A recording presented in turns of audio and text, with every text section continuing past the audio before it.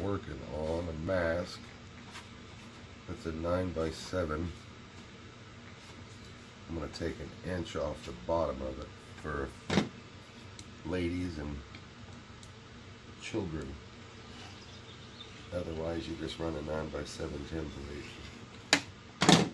using a rotary cutter.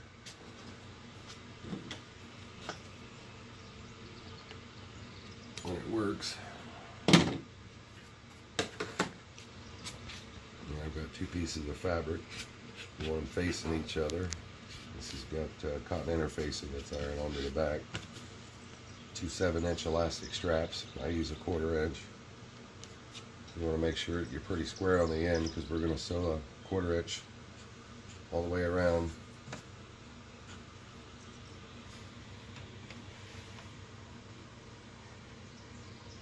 As you start to stitch, you want to do a back stitch to get it tight.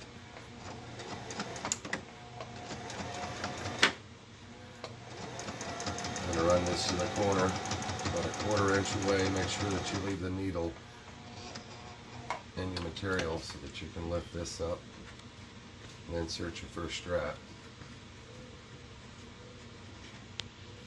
I try to leave mine with a little bit of overhang, just so I know that when I sew it in, it's going to anchor in well.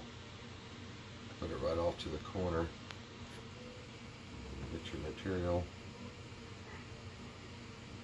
Keep it straight and tight. Once it's in there, put your foot back down.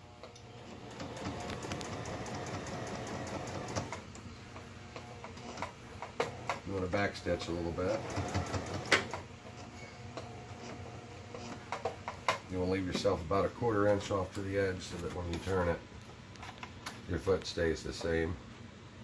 Grab your material. Make sure you always want to keep it straight. I'm going to run it through here again. I'm going to back stitch a little bit, run it all the way to the edge. I'll show you why later that we do that. Run that 1/4 inch width on the presser foot. Come to about another 1/4 inch. Always leave your wheel in the material with the needle in. Going to lift up this time. We're going to reach in and grab that strap. Make sure it stays flat. If you don't, it'll be twisted like your brawl straps. You know, you ladies don't want that. Otherwise, those fellas have to take them off for you. Okay. So once I got that in, remember just to let it hang off that corner. Just slowly come back into this corner, keeping your material straight.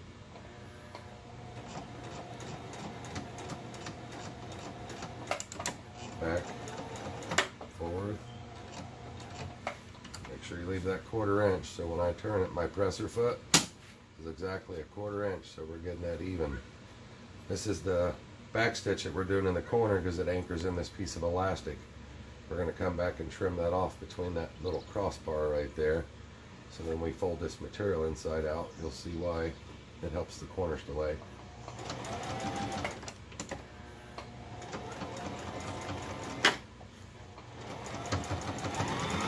And just make sure you keep material straight and your 1/4 inch. Once we get to the end, we'll leave ourselves a 1/4 inch. It's a heavy half off to the presser foot there. Lay another strap at the 1/4. Make sure your material stays flat. You want to anchor that back. Make sure your material is straight. Presser foot.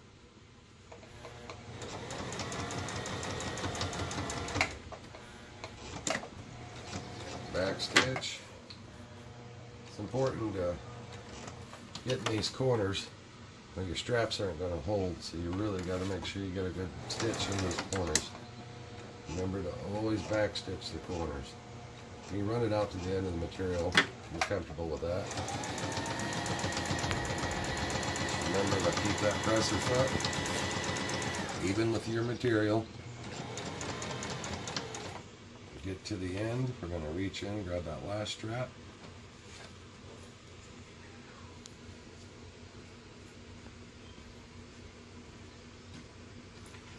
bring it to the end just like we've done the rest. Run it right to the corner, material flat, and run it through.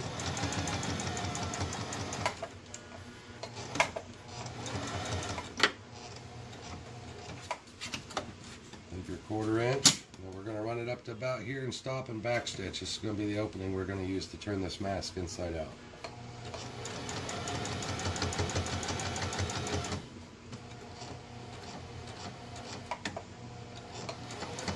About 2 inches, 3 inches wide, whatever you're comfortable with. Once it's done, just come up, cut the edges. See these corners that we have here?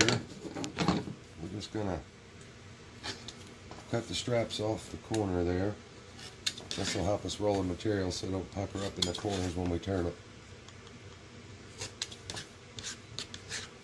So now that we've got through that, we'll trim up these little pieces we have here, little stragglers.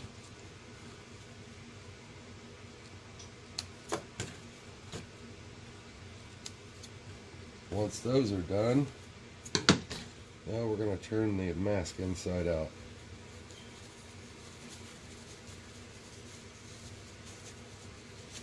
These are my kids turn these because of my big fat fingers.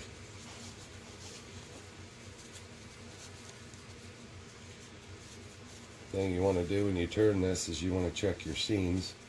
This is the time to catch it. You also want to push these corners out where we've got this string anchored in. You want to visibly inspect it for any damage to the elastic that might jeopardize the integrity of the mask. Be able to stay on. Push your pockets. Straps are good. Seams are good. And if you do it right, everything should lay out like this. Then we'll take it over here to the iron board.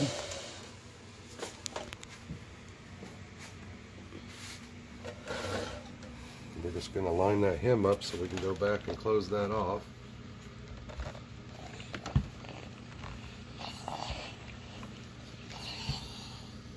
Make sure to get a vigorous seam closed up. Once that one's done, take it back over here. We'll sew that part up. And again, I like to backstitch my corners. I go about 1/8 inch. I just want it really just to the edge of the mask. I don't really want a noticeable seam there. Start, backstitch just to make sure that string doesn't come up. And then run you a nice little line across the edge to close up that seam that we left to flip the mask inside out.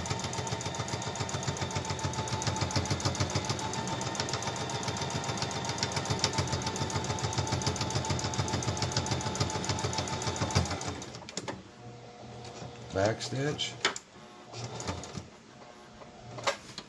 Once that's done, we'll trim off this little bit.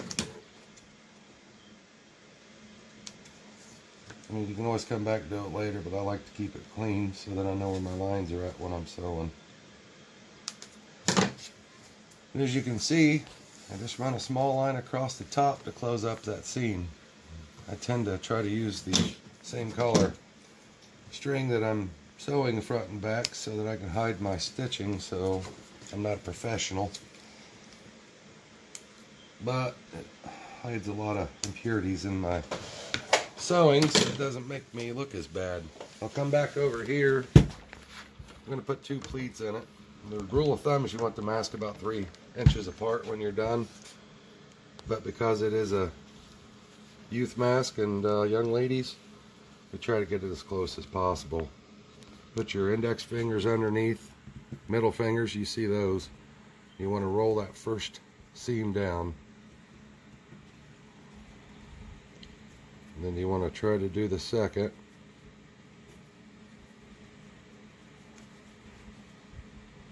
And don't worry if you don't get it right the first time. That's why we're not ironing it yet. We want to try to get it as even as possible.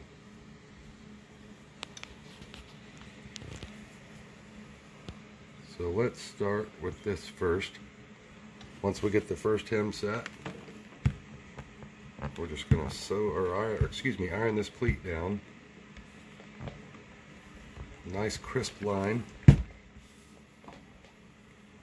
then we're going to come down and we're going to put another one in. About right there. And this is going to be a little smaller than 3" because it's for one of our female friends.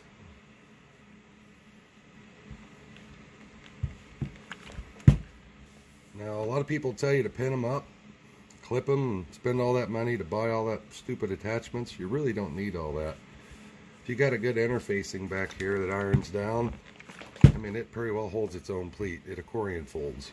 So now, I'm just going to hold on to mine. I'm going to come back over here to the sewing machine. I'm going to start in my corner. Make sure the pleats are facing you, so when you run through the sewing machine, they actually go through. And then backstitch, and very important.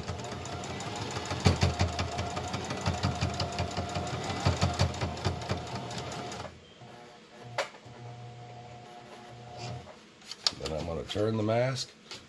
I'm going to run another seam right back across.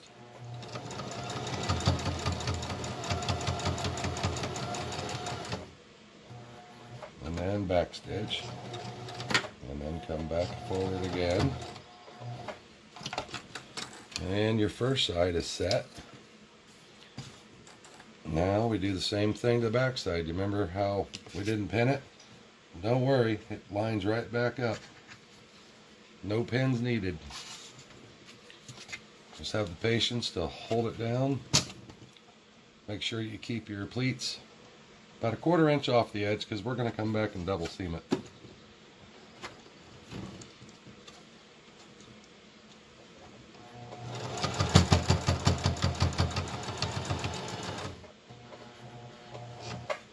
And we're just going to turn, flip it, and let her rip.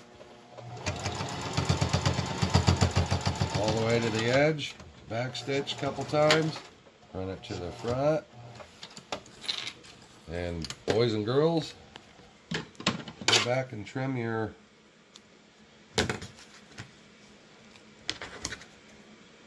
strings back a little bit, clean it up.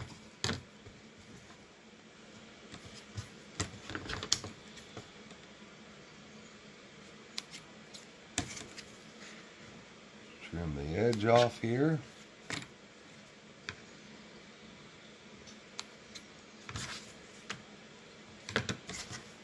And accordion folds, and it is a reversible mask.